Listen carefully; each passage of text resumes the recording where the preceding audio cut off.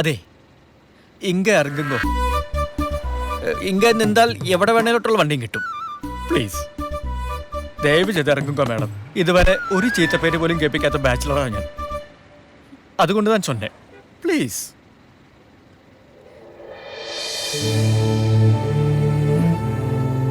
ഓ, രക്ഷപ്പെട്ടു.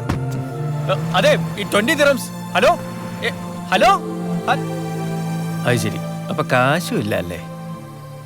ഈശ്വര, ഇവിടെ ഓസ് അടിക്കുന്ന ടീമോ?